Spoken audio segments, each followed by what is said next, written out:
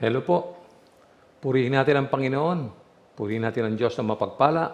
Kamusta na po mga kapatid na matityaga? At kamusta rin yung mga manonood natin sa ating lingguhang programa? No? Isang mapagpalang umaga po sa Lord's Temple, Paisawan, Bagak, Bataan, sa Malabon at sa buong bagong baryo. No? Isang araw na naman po ang muling idinagdag ng ating Panginoong Diyos. Kaya dapat natin siyang pasalamatan. No? Bago po tayo magsimula, nais ko pong ipanalangin ang mga nagdaraos ng kaarawan at anibersaryo sa buong buwan ng Setyembre. Manalangin po tayo. Panginoon, itinataas ko po ang lahat ng mga kapatid na nagdaraos ng kaarawan at anibersaryo sa buwang ito. Gamitin nawa nila ang mga karagdagang araw sa pamamagitan ng matapat na paglilingkod sa iyo. Madama nawa nila ang iyong banal na presensya sa araw-araw ng kanilang buhay.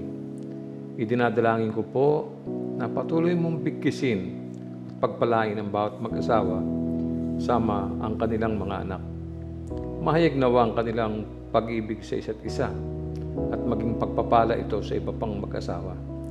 Bigyan mo po sila ng marami pang taon ng katapatan sa kanilang pagdilingkod. Pagpalain mo po ang kanilang buong sambahayan. Marami pong salamat. Ito ang aking dalangin sa pangalan ni Jesus. Amen. Binabati ko po kayong mga lahat ng nag-birthday sa buwan na to at saka yung mga may anibersaryo. No? Masarap pong alalahanin ang kaarawan at ang anibersaryo. No? Kaya binabati ko kayong lahat na nagdiriwang ng okasyong ito. No? Ngayon naman, ipanalangin natin ang mensahe ng Panginoon. Samahan niyo pong muli ako sa maikling panalangin. Ama, nagpupuri kami at nagpapasalamat sa gitna ng patuloy na problemang kinakaharap ng aming bansa. Sa kabila ng lahat ng ito, kami po ay nagpapasalamat sa iyong araw-araw na kalinga, probisyon, pag-iingat, at walang sawang pag-ibig. Nagpapasalamat rin po kami sapagkat sa kabila ng panganib na dulot ng nakakahawang sakit, nananatili kaming matatag, nagkakaunawa ang magkakapatid, malusog, nakakakain at nakakatulog. Saan po kami kukuha ng mga bagay na pangangailangan namin kung wala kayo? Higit sa lahat, Ama, sana ay mapakinggang mabuti ng iyong mga tagapakinig ang mensaheng nilaan mo para sa amin at madama ng mga taong nangangailangan ang iyong mapagmahal na kamay at ang iyong taos-pusong pag-ibig. Pangalagaan mo ang aming buong sambahayan at makamtanawa namin ang buong kapayapaan sa araw na ito. Ito po ang aming panalangin sa pangalan po ni Jesus. Purihin natin ang mapagpalang Diyos. No? Sana wala pong may sakit sa inyo ngayon. No? By the way, ang mensahe po natin ngayon ay kapupulutan natin ng mabuting aral. At aral na magpapaalala sa ating tunay na kalagayan bago tayo nasumpungan ng buhay na Diyos. Okay? Ang pamagat po ng ating paksanging umaga ay ang mapagtiis na mensahe ng krus. Yan po yung ating mensahe. No? So, bago natin talakayin ang paksa, basahin muna natin ang nilalaman ng aklat mula kay Propeta Isaias. Ito po ay mula sa 53, mula 1 hanggang 12. Sumagot ang mga tao, "Sino ang maniniwala sa ibinabalita naming ito? Kanino mo ipinakita ang iyong kapangyarihan? Kalooban ni Yahweh na matulad sa isang halaman ang kanyang lingkod, parang ugat na natanim sa tuyong lupa. Walang katangian o kagandahang makatatawag pansin. Walang taglay na pang-akit para siya ay lapitan. Hinamak siya ng mga tao at itinakwil. Nagdanas siya ng hapdi at hirap. Wala man lang pumansin sa kanya. Binaliwala natin siya na parang walang kabuluhan. Tunay ngang inalis niya ang ating mga kahinaan. Pinagaling niya ang ating mga karamdaman. Subalit inakala nating iyo'y parusa ng Diyos sa Kanya. Ngunit dahil sa ating mga kasalanan, kaya siya nasugatan. Siya ay binugbog dahil sa ating kasamaan. Tayo ay gumaling dahil sa pahirap na dinanas niya at sa mga hampas na Kanyang tinanggap. Tayong lahat ay tulad ng mga tupang naliligaw. Nagkanya-kanya tayo ng lakad. Ngunit ipinataw ni Yahweh sa Kanya ang kaparusang tayo ang dapat tumanggap. Siya ay binugbog at pinahirapan, ngunit hindi kumibo kahit isang salita. Tulad ay tupang nakatakdang patayin, parang korderong hindi tumututol kahit nagupitan at hindi umiimik kahit kaunti man. Yan po yung paksa na ating tatalakayin sa umagang ito. At bilang karagdagan, hindi lamang si Propeta Isaias ang nagsalita nito. Katunayan, sa aklat ng mga awit ay may mababasa pa tayong karagdagang talata, kagaya ng mababasa natin sa mga awit 38 mula 13 hanggang 14. Para akong bingi na di makarinig at para ring pipi na di makaimik. Sa pagsasalangsang ay walang masabi, walang marinig katulad ng isang bingi. Totoo po ito.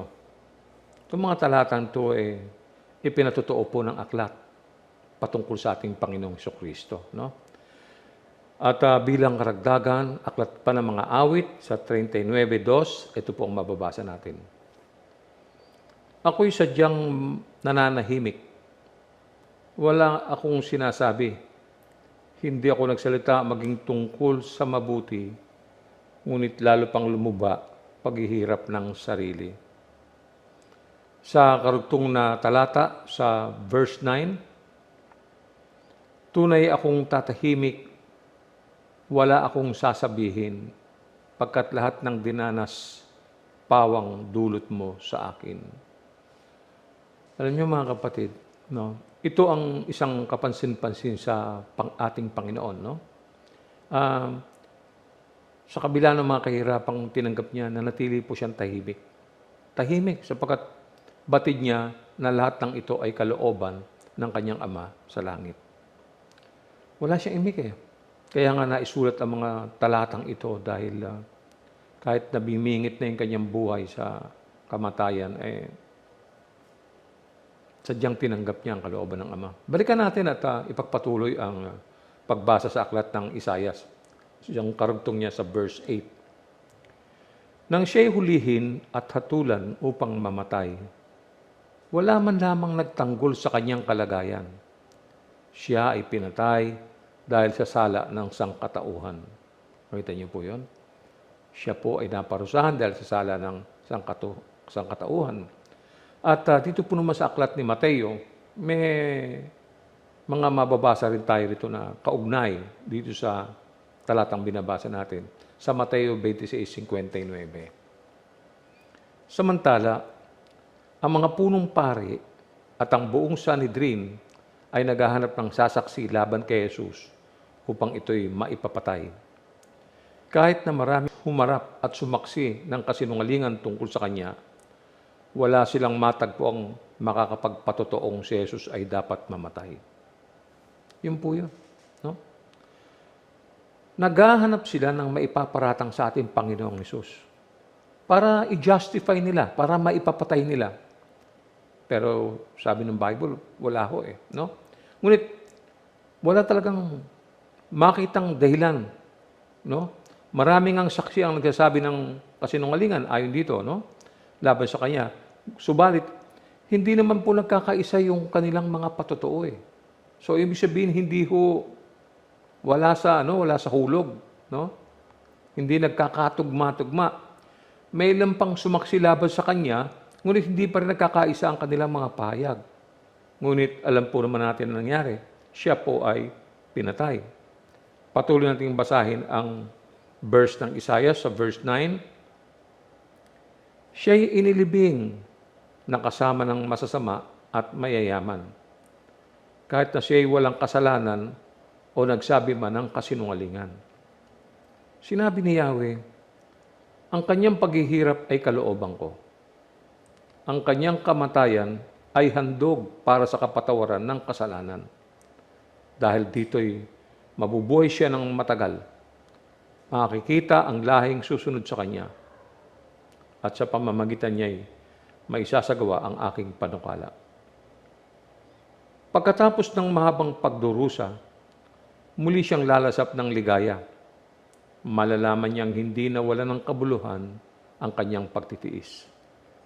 Ang tapat kong lingkod na lubos kong kinalulugdan ang siyang tatanggap sa parusa ng marami. At alang-alang sa kanya, sila'y aking patatawarin. Dahil dito, siya'y aking pararangalan, kasama ng mga dakila at makapangyarihan, sapagkat kusang loob niyang ibinigay ang sarili at makibahagi sa parusa ng masasama. Inako niya ang mga makasalanan at idinalangin sila'y patawarin. Ang tindi po, no? Isipin niyo, ang Panginoon na wala namang kasalanan ang kailangan magdusa sa krus, no?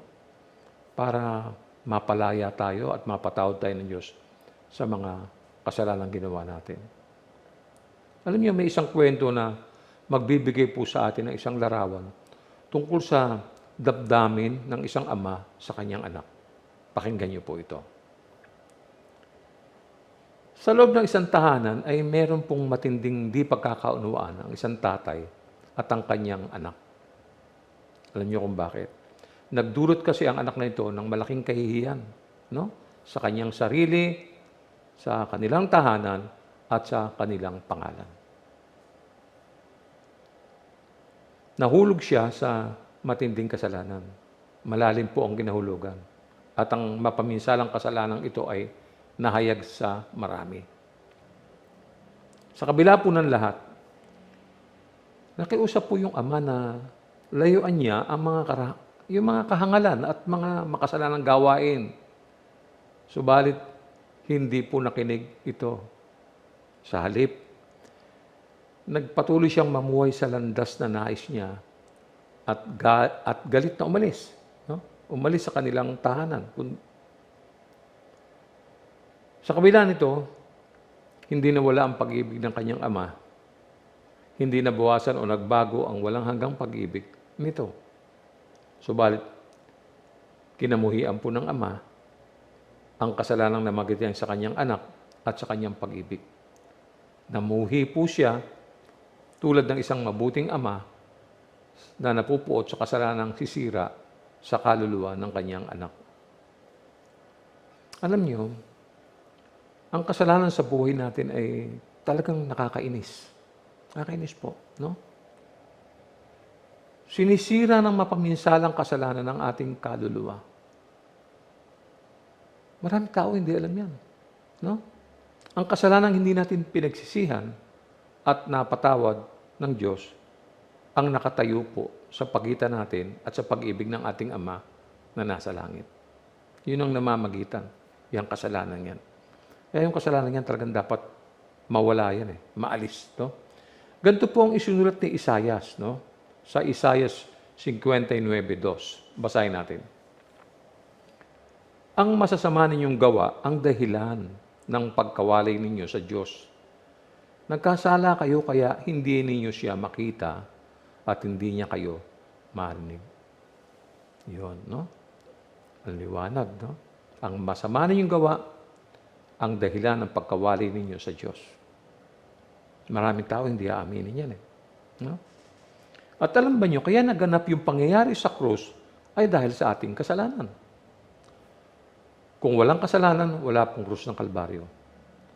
Ang krus po ay may kapahayagan tungkol sa kasalanan at kaligtasan. No? Gumawa ito ng pahayag tungkol sa Diyos, sa kanyang katwiran at sa kanyang pag-ibig. Pakinggan po natin ang mapagtiis na mensahe ng krus. Unang-una, sinasabi ng krus na namumuhi ang Diyos sa kasalanan. Letter A, kinapopuotan niya ang kasalanan. Kinapopuotan niya ang kasalanan. Katunayan, ginawa itong simple ng Biblia upang madali po nating maunawaan. Kaya yung Bible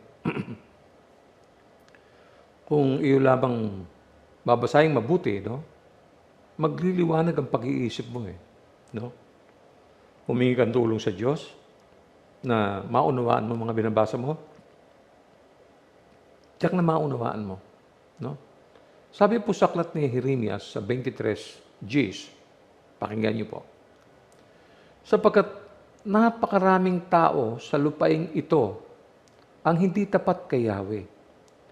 Ginagamit nila ang kanilang kapangyarihan sa pagpapairal ng masama. Dahil sa kanyang sumpa, nagluksa ang buong lupain at natuyo ang mga pastulan. Bakit po? Bakit natuyo? Ang lupaing binabanggit ay puno ng mga sumasamba sa Diyos-Diyosan. Mga taong sumira sa kanilang pananampalataya sa Diyos. Marami po yan, no? Para siyang tulad po siya ng pagtataksil ng isang asawa. Ganun po yun. At dahil sa kasalanan, yung kaayang lupain ay natuyo. Ang sabi ng Bible, no? Natuyo. Wala silang galang sa kanilang mga pangako, sumusumpa ng kabulaanan at makasalanan ang kanilang mga lakad, mga karahasan, etc. No? Dahil sa kasalanan, padadalhan sila ng Diyos ng mga kahatulan. Hindi ko palalampasin ng Diyos yan. Tuloy natin ang basa sa Jeremias, no? 23:19. Ang puot ni Yahweh ay parang bagyong nanggangalit, parang nag-aalimpo yung ipo-ipo na kanyang pababagsakin sa masasama. Wala hong makakaawat niyan. Wala makakaawat niyan. Hindi po ito biro. Ang Biblia ay diretso po yan. No? Nabasa natin ang mga kahatulang ginawa ng Diyos sa kanyang bayan sa mga nakaraan nating paksa. At nakita natin kung paano naparusahan ang bayan niya. No? So, sabi niya sa Ezekiel 18:4, akin ang buhay ng lahat ng tao, maging sa ama o sa anak, at ang kaluluwang magkasala ay mamamatay. Ang kaluluwang nagkasala ay mamamatay. Irreversible po yan. Kapag ang Biblia ay nagdeklara ng anuman, asahan mo, darating yan. Mukhang mabagal lang sa tingin mo, pero siguradong darating yan. Ganun po ang Bible. Okay? So, ganyan din ang hibig ni Apostol Pablo sa kanyang liham sa mga taga-Roma. Sa 1:18, basahin natin. Nahahayag mula sa langit ang puot ng Diyos laban sa lahat ng kalapastanganan at kasamaan ng mga taong dahil mismo sa kanilang kasamaan ay hinahadlangan ang katotohanan. Hinahadlangan yung mga katotohanan. Marami yan ngayon. Marami nga dyan nagsasabi pa na puros kayo Diyos. Naghihirap na nga yung bayan natin, nagkakasakit na nga tayo, Diyos pa kayo ng Diyos. Ganun po sila. Hindi na naintindihan Ipinapaalala sa atin ni Isaiah sa chapter 53, verse 5, na doon po sa krus, no, si Jesus ay nasugatan dahil sa ating mga pagsuway. Binugbog siya dahil sa ating mga kasamaan. Pinahirapan at hinampas siya dahil po sa ating mga kasalanan. Dahil sa labis na pagkamuhi ng Diyos sa kasalanan. Siya, sa Kanya ibinuhos ang puot dahil sa kasalanan natin. Basahin pa natin para lalong maging malinaw. Isaiah 53:5. Ngunit dahil sa ating mga kasalanan, kaya siya nasugatan. Siya ay binugbog dahil sa ating kasamaan. Tayo ay gumaling dahil sa pahirap na dinanas niya at sa mga hampas na kanyang tinanggap. Alam nyo, itong talatang ito ay naglalaman ng 4 na katotohanan na lahat ng paghihirap ni Kristo ay para sa atin at binubuo ang pagbabayad sala para sa ating mga kasalanan. Iba't iba ang anyo nito. Subalit, iisa lang ang katotohanan. Si Kristo ay nasugatan, natusok ng tinik sa ulo, ng pako at ng sibat. Ang kasalanan natin dahilan ng kanyang kamatayan. Hindi na tayo pwede makipag-argue riyan. Hindi tayo pwede mag-debate riyan. Siya ay nabugbog dahil sa hindi makatarungang pamumuhay natin. Ganyan naman ang tao eh. Di ba? Umikot ka, tumingin ka sa lahat, sa kalsada. Sa buong Caloocan, umikot ka.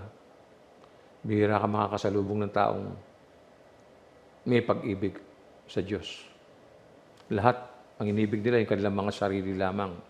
No?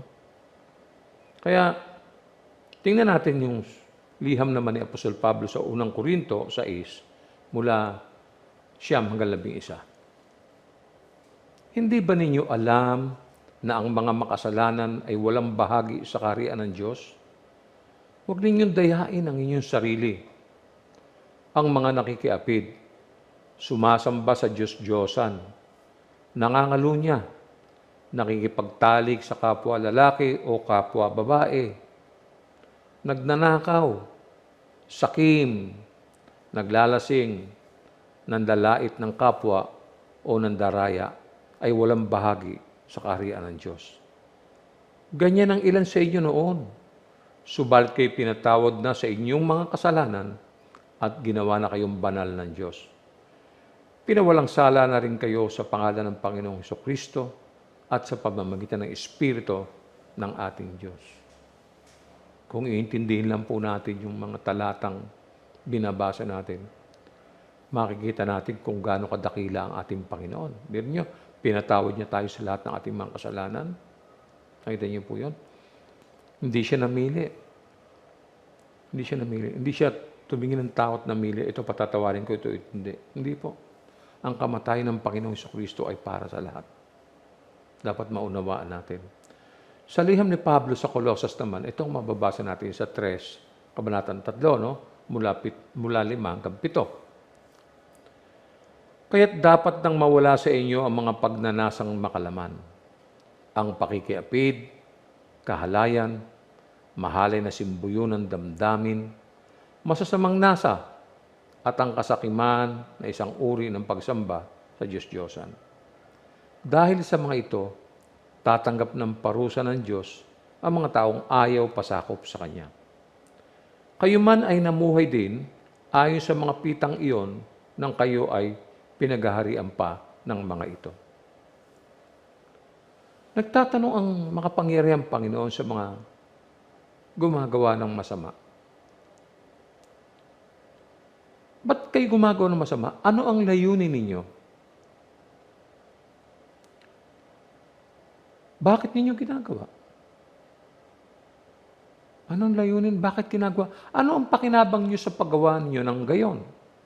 Ano ang inyong katwiran para gawin ito? Ganun po yung mga pagtatanong, no? Ako man nagtatanong din, bakit nga ba gumagawa tayo ng kasalanan? Bakit nga ba? Di ba, alam naman nating ayaw ng Diyos, alam naman nating magagalit ang Diyos sa atin, di ba? Bakit hindi na tayo gumawa ng mabuti? Ito ang panawagan ng Diyos sa mga gumagawa ng kasalanan. Isaiah 57, verse 15 po. Ako ang kataas-taasan at banal na Diyos. Ang Diyos na walang hanggan. Matataas at banal na lugar ang aking tahanan. Sa mabababang loob at nagsisisi, ako ay sasama. Aking ibabalik ang pagtitiwala nila at pag-asa. May pangako ang Diyos, no? Kaya nga, kung ibig sabihin ng mababang loob, marunong ka magpakumbaba. At aminin mo na hindi talaga naging maganda ang lakad mo sa mundong ito. Ikaw ay talagang naglubog doon sa lusak, no? Talagang kailangan kilalanin natin ang ating sarili at aminin natin sa harapan ng Diyos, no? Sa mga taga-Korinto, ganito sinabi ni Pablo sa 2 Corinthians 5:21. Hindi nagkasala si Kristo, ngunit dahil sa atin, siya ay tinuring na makasalanan upang sa pamamagitan niya ay maging matuwid tayo sa harap ng Diyos. Para maging matuwid tayo sa harap ng Diyos. Wala ka na makikitang matibay na kapahayagan ng Biblia, no? Na nagpapahiwatig ng tindi ng paghihirap ng ating Panginoong Kristo. Nung binabasa ko nga po yan First time ko nabasa noong 1993. Nung binabasa ko, nag-iisa ako, napaiyak ako Kasi focus na focus ako. Tutok na tutok ako sa pagbabasa ko Parang nararamdaman, para akong nandoon, para akong nakatayo at isa sa mga nanonood doon. At kitang-kita ko kung paano nila inihiga ang dugo ang katawan ng ating Panginoong Kristo. Wala silang galang. Itinulak si Jesus at saka ibinalibag na gano'n sa krus. At nagmamadali sila dahil umiinit ang araw. Siguro gusto na makapagpahinga. Yung isa, antimano, pinako yung kamay ng Panginoon. Para ako nandoon, kitang-kita ko. Umiiyak po ako. Tapos nakita ko yung mga ibang alagad nagtatago. Si Juan lang ang nandoon kasama si Maria. Kitang-kita ko po. Para akong nandoon sa loob ng Biblia na nakikita ko yung buong eksena. Nagtatawanan yung mga sundalo. Pinagtatawanan siya. Sabi rito, hindi nagkasala si Kristo. Ngunit dahil sa atin, siya'y itinuring na makasalanan upang sa pamamagitan niya ay maging matuwid tayo sa harap ng Diyos. Ang paghihirap po niya, hanggang kamatayan Isipin niyo. Ang kaparusahan para sa ating kapayapaan ay sa Kanya ipinataw. Isipin niyo yun. Ito po ang nagpahinto sa puot ng Diyos sa pagitan niya at sa makasalanang tao. No? Kaya muli silang pinagkasundo. Kaya tayo at ang Diyos ay nagkasundo dahil sa kamatayan ni Jesus. Na-accomplish niya yung requirement na hinihingi ng Panginoon ng Panginoon Diyos, ng Ama. No? Punta tayo sa letter B. Hindi malambot ang Diyos sa kasalanan. Hindi malambot ang Diyos sa kasalanan. No? Inilarawan po ng Diyos ang kasalanan ng buong liwanag at nagpapahiwatig sa bawat panahon na kinamumuhian niya ito. Sinasabi ng Diyos na ang kasalanan ay kasuklam-suklam. Ganun po niya tinignan yun Kamuhi-muhi at napakasama. Kaya sa Galatia 6:7, ganito ang bilin. Huwag ninyong akalaing madadaya ninyo ang Diyos.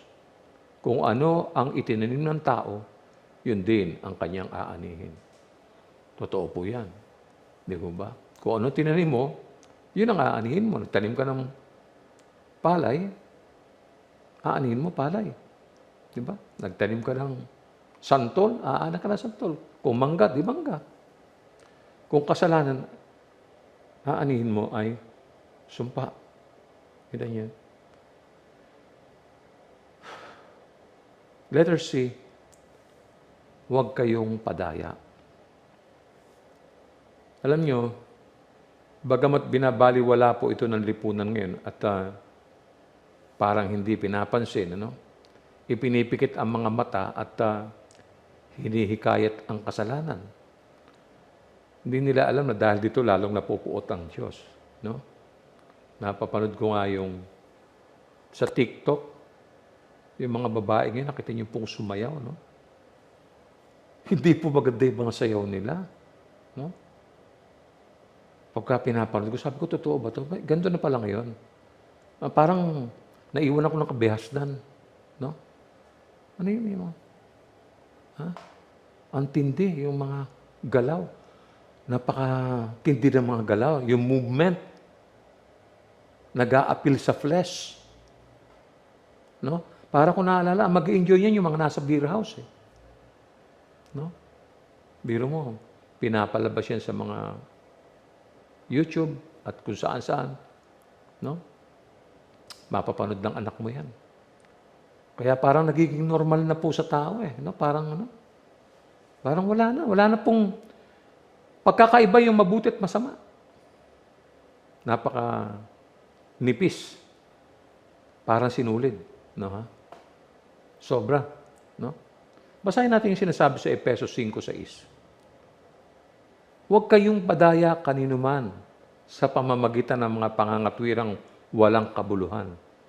Sapagkat dahil sa mga ito, ang Diyos ay napupuot sa mga suwail. Sabi nila, di ba? Ganyan talaga ang panahon eh. Moderno na tayo ngayon eh. Alam ninyo, ang Diyos, isa lang po ang pinagbabasihan niyan. Mabuti, masama lang. Ganun lang po yun. No? Hindi nalilipasan ang panahon ng Diyos. On time siya lagi. Kaya wag natin sabihin na modern na ngayon at okay na.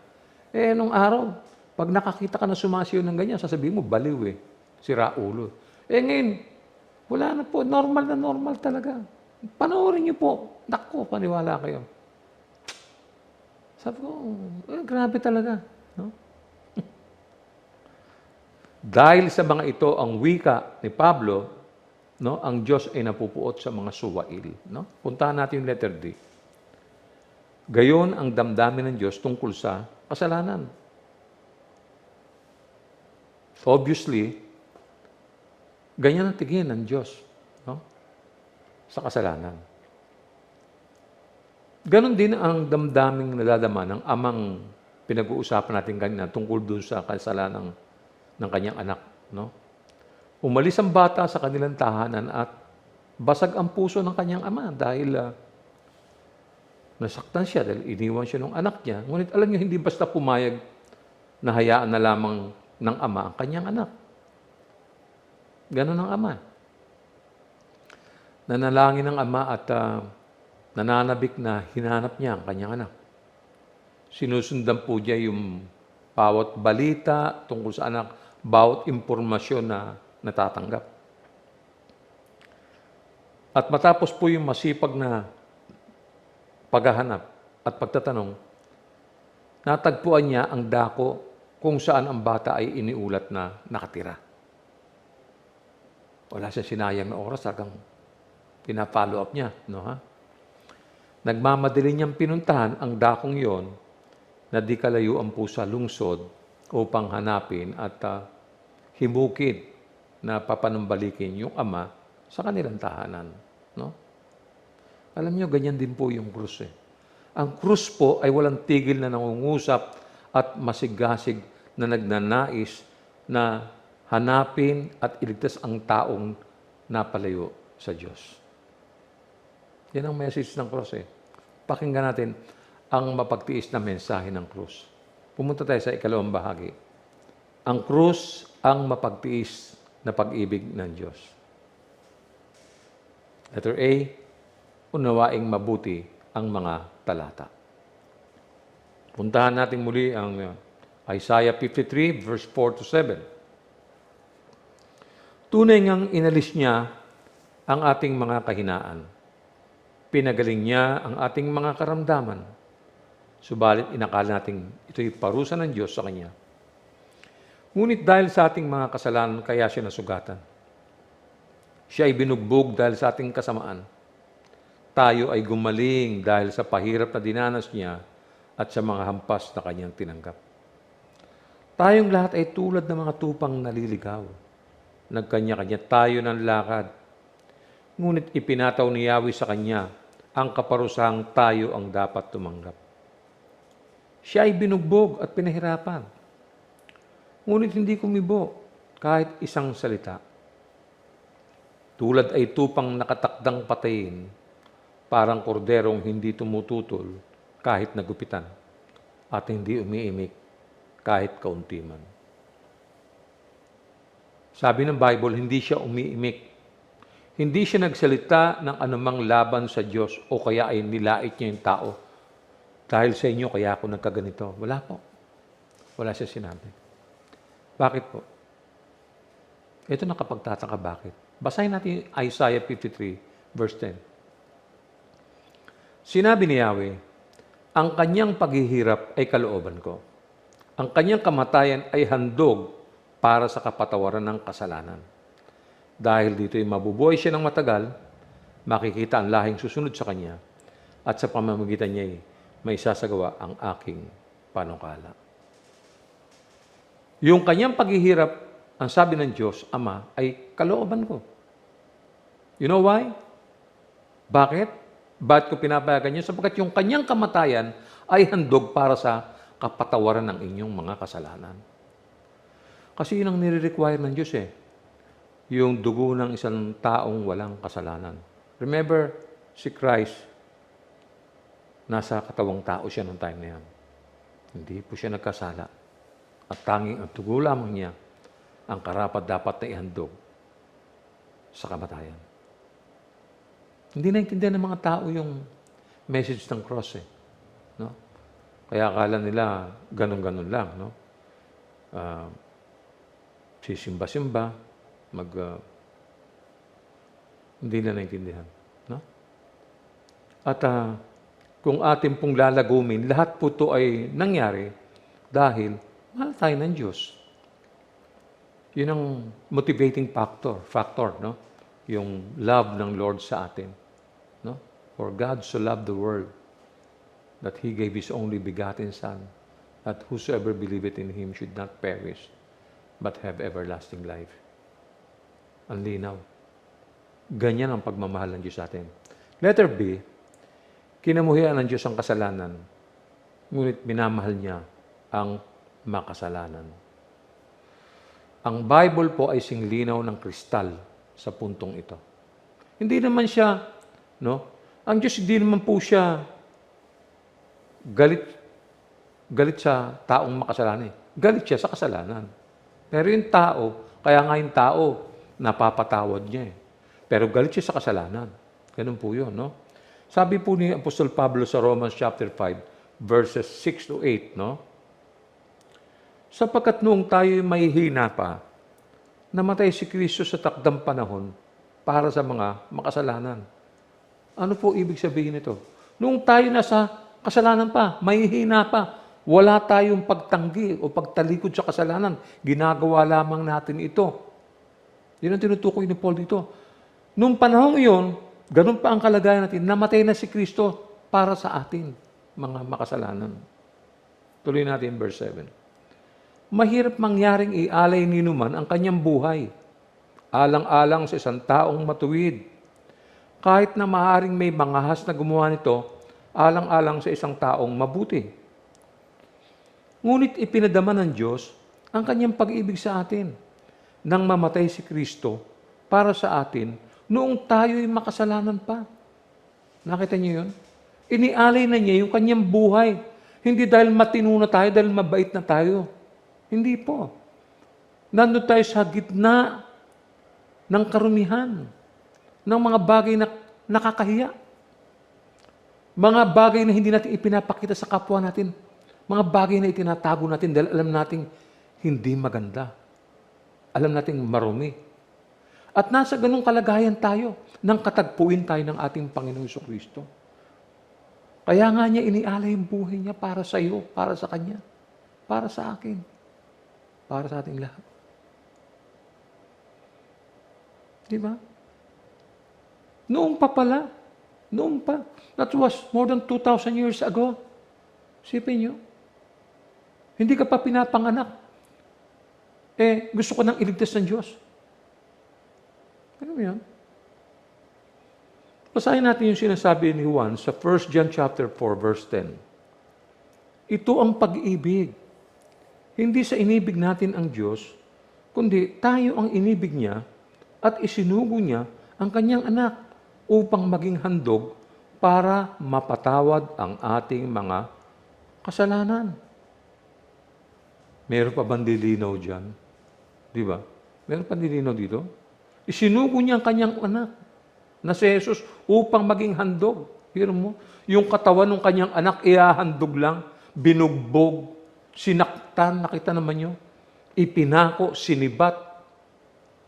Dahil lang, para mapatawad lang yung ating mga kasalanan. Isipin niyo po yun. No? Walang sino mang tao ang magmamahal sa ng ganyan. Sinong tao? Sige. Maaari, mga magulang mo, o kaya yung asawa mo, mahal ka. Pwedeng yung anak mo, no? O yung pinakamatalik mong kaibigan, no? Subalit, ang tanong ko naman, makapagbibigay ka ba ng pangalan ng mahigpit mong kaaway na nagmahal sa'yo? Kaaway mo, ha? Minahal ka? Kaya niya ibigay ang buhay sa'yo? Sinong kaaway mo ang magmamahal sa'yo? Sige, magbigay ka nga ng pangalan ng kahit sino na hinamak mo ng labis o kaya ay binigyan mo ng malaking kahiyan at pagkatapos ay minahal ka pa rin. Sino? Meron? Palagi ko wala. Kaaway mo eh. Ipapanalangin nga niyang mamatay ka eh. Eto, alam ba niyo, naging kaaway natin ng Diyos dahil sa kasalanan. Pero sa halip na parusahan tayo ng Diyos, dahil makapangyarihan siya, magagawa naman niyang parusahan tayo, pwede niya tayong patayin anytime. And yet, naglaan ang Diyos ng panghandog sa atin. At ang napiling panghandog ay ang buhay ng kanyang anak na si Jesus. Isipin mo, come to think of it. Sino ang gagawa niyan sa'yo? Wala po.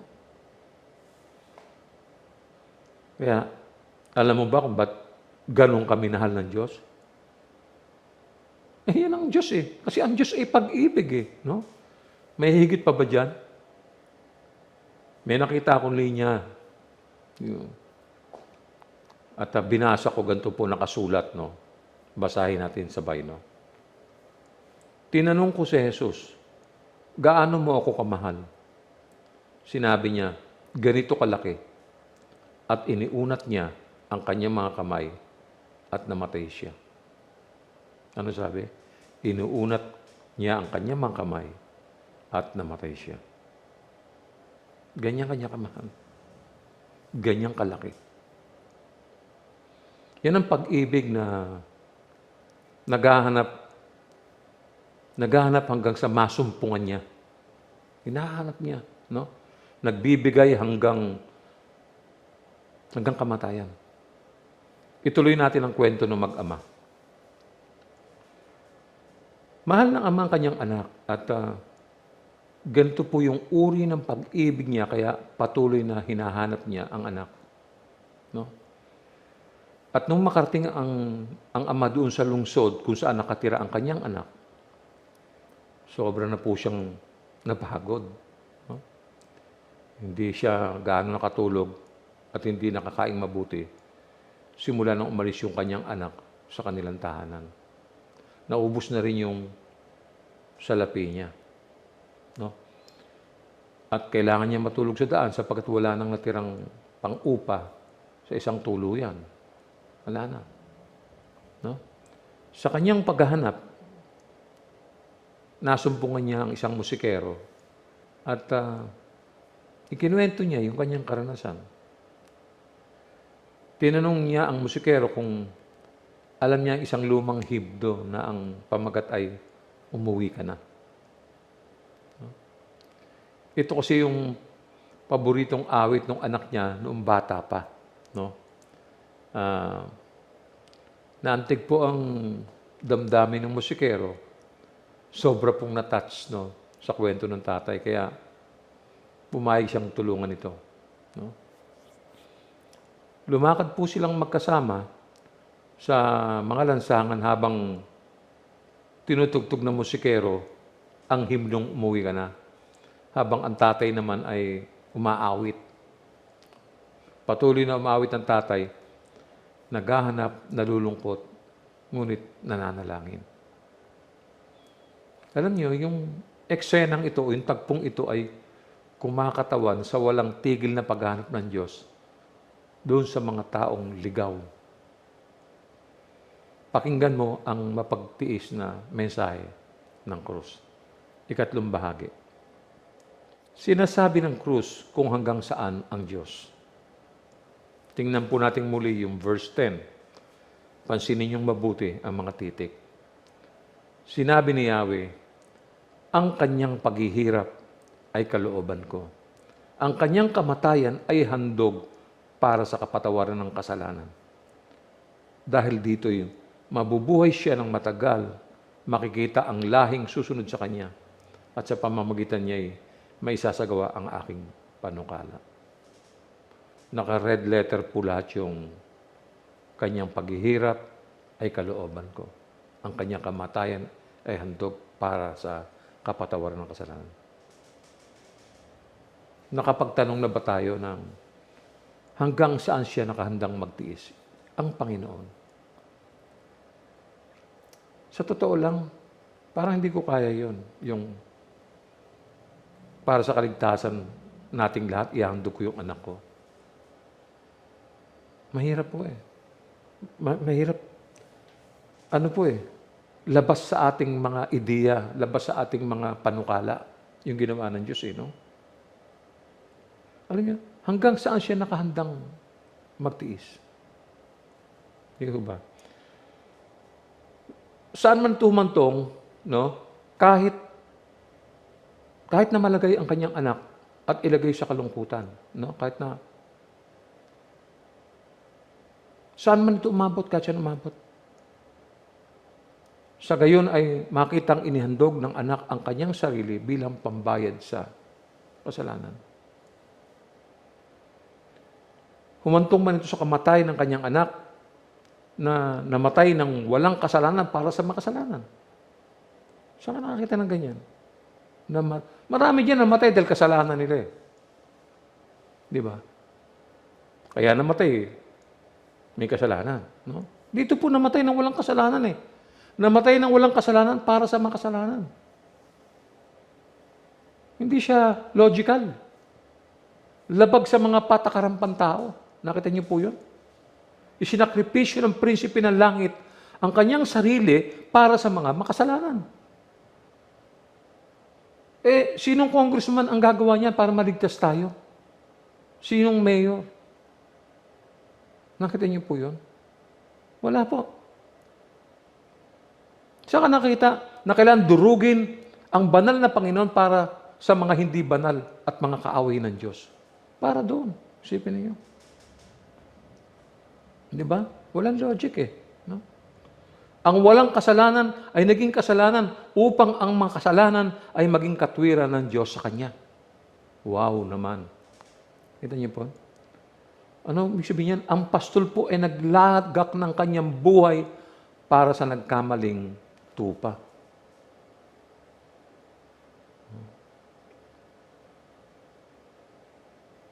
Puntahan natin yung letter A. Hanggang saan ang kanyang titiisin? Alam niyo, ang krus ay binubuo ng isang tulos at isang pahalang na poste. No? Kumisan po, nilalagyan ito ng maikling kahoy upang magsilbing upuan o tuntungan na magbibigay ng bahagyang suporta po sa katawan ng hinatulan. Okay? Kadalasan, ang biktima ay walang habas na bubugbugin bago ipako sa krus. So, luray-luray na muna. No? Bugbog sarado. Ang mga pako ay patatagusin sa mga kamay at mga paa. Tusok eh. No? Kapag naipako na sa krus ang biktima, ang krus po ay itatayo nila at ibabagsak sa inihandang hukay sa lupa. So, anong effect nito? Dahil malakas ang pagbagsak sa lupa nung krus, no? Abay, pupunitin nito yung mga laman sa kamay at mga paa ng biktima at mamimilipit sa sakit ang katawan at hindi mo mailalarawan ang sakit nito sa mukha. No? Kumisan po, ang biktima ay mabubuhay pa ng mga 2 o 3 araw. No? Subalit, alam nyo, nakasalalay po ang bigat nito sa kahoy doon sa may brace o yung tungtungan na kahoy na nagsisilbing upuan sapagkat kung hindi po, bagsak na po yung katawan nito. At syempre, kung batak na ganyan, bagsak ng ganyan, abay, ano po mangyayari dyan? Pitigil po ang pintig ng pulso. No? Nakabilad ka ron sa gitna ng araw. No? Kaya, malibang makapagpahinga ang katawan, no? Dahil doon sa may suportang upuan, mawawalan to ng malay dahil walang sapat na sirkulasyon ng dugo sa utak at puso. No? May malibang makapagpahinga siya. Ganun po mangyayari noon. No? Kapag nais ng wakasan ang paghihirap ng nakabiting biktima, madali lang gagawin ng bantay. Gagawin lang babasagin ang tuhod nito upang hindi na maitas ang kanyang katawan at ang sirkulasyon ng dugo ay tuluyang mawawala na. So, ang hindi pangkaraniwang katayuang ito, ang dahilan kung bakit sa bawat kilos ng biktima, makakaranas ito ng sakit at paghihirap. Hirap po yan. Isipin mo, kapako ka. Nahahatak eh. Napupunit, no? Ang katawan ay manginginig sa labis na sakit. Ang labis na hirap sa katawan ay makakaranas sa matinding pagkauhaw at ang hindi matatakasang kamatayan. Ang dulo ng kamatayan eh. Alam niyo, mga kapatid, tiniis ni Jesus ang lahat ng ito sa loob ng 6 na mahabang oras bago siya sumigaw. Sabi niya, naganap na. Naganap na. Ama, sa mga kamay mo'y pinagkakatiwala ko ang aking espiritu. Nagwakas ang kasaysayan. Pero hindi natapos doon yun. Alam natin na muling nabuhay ang Panginoon. No? Lahat ng ito ay naganap upang makita natin, mga kapatid, kung hanggang saan siya nakahandang ibigay ang kanyang buhay para sa atin. Maraming Christian din na alam ang message ng cross. Kaya patuloy sila sa kalokohan nila eh. Alam mo yun? Hindi malinaw. Hindi na naintindihan kung anong ginawa ng ating Panginoon sa cross. No? Kaya marami dyan nagpapatuloy. Nakakalimutan nila na tinubos na sila ng Diyos. Punta tayo sa letter B. Dumako siya hanggang sa krus upang gawin ang pinili niyang gawin. Ginawa po niya ang daan ng kapatawaran at kaligtasan sa lahat ng mga tatalikod sa kasalanan at magsisilapit sa Kanya. Balikan natin ang kasaysayan ng mag-ama na naghahanap. Ang tatay ay handa saan man makarating ito upang mapanumbalik lamang ang anak na nagkasala. Siya at ang musikero ay matyagang naglibot sa mga lansangan. Sinisikap na makita ang anak na sa kanya ay nagkasala. Ang tanong eh, nakita ba ng ama ang kanyang anak? Palagay mo. Nagkasama kaya silang muli? May bagad na bang wakas ang kasaysayang ito? Depende po. Depende. Kasi, yung binabanggit na anak dito sa kasaysayan, tayo po yun. Tayo ang dahilan kung bakit ang krus ang naging kalbaryo ni Jesus. Tayo. Tayo. Tayo ang hinahanap ng Ama hanggang ngayon. Kaya, kung wala ka pa kay Kristo, tiyak naligaw ka. No? Kung narinig mo ang kanyang mabiyayang panawagan, ba't hindi ka manumbalik sa kanya? Maaring tinanggap mo na siya noon, for whatever reason, nag-backslide ka. Nangyayari yun minsan. Hindi naman ibig sabihin tapos na ang lahat. No? Maaari ka namang umuwi sa iyong tahanan. Muli. No? Bakit ka mananatiling malayo sa iyong ama? Nagkasala ka. Nagkamali ka. Bukas ang Diyos. Maaari kang magpakumbaba. Maaari kang mag-sorry. Maaari kang lumuhod sa Kanya. Di ba? Narinig mo ba ang panawagan niya? Nadadama mo pa ba ang pag-ibig? Nadadama pa ba ang kanyang pagmamahal? Kung napapagod ka na sa buhay niya, ba't di ka umuwi sa Kanya? No? Sa mga nagnanais sa inyo ng kapahingahan, no? Nananyahan ko po kayong manalangin at sumabay sa maikling panalangin ito, no? Pero manalangin po sana tayo ng buong katapatan. Sabayan mo ako sa mga titik na makikita mo sa screen. Sabihin mo, Jesus, ako ay nagkasala. Patawarin nawa ako. Ang iyong kamatayan sa krus, inihahayag ng mga labi ko. Nananalig ang aking puso na ikaw ang anak ng Diyos. Jesus, sumasampalataya ako. Sa mga sala ko'y patawarin ako. Ang puso ko ay hugasan. Linisin ang mga kasalanan. Pumasok ka sa puso ko at maging Panginoon ng aking buhay. Puspusin ako ng Santo Espiritu. Turuang lumakad sa piling mo. Ang nalalabing buhay, iniaalay sa iyo. Salamat sa kaligtasang ipinagkaloob mo. Ang buhay na walang hanggan, sa wakas makakamtan ko. Amen. Binabati kita, no? At kayong mga nanalangin ng tapat, napalad ka sapagkat hindi kahinayaan ng Diyos na magpatuloy na lumayo. Nagkakamali tayo, nagkukulang tayo. Pero ang Diyos nagpapatuloy sa paghahanap para isama kanyang pauwi sa kanyang tahanan. Binabati ko po kayong lahat. No? Tanggapin po natin ang bendisyon ng Diyos. Puspusin nawa kayo ng Diyos na siyang bukal ng pag-asa at nawa ay pagkalooban niya kayo ng kagalakan at kapayapaan sa pamamagitan ng inyong pananampalataya upang mag-umapaw ang inyong pag-asa sa pamamagitan ng kapangyarihan ng Espiritu Santo. At ang lahat ng mga anak ng Diyos ay magsabi ng Amen. Pinabati ko kayo ng magandang umaga at magbatian po tayo.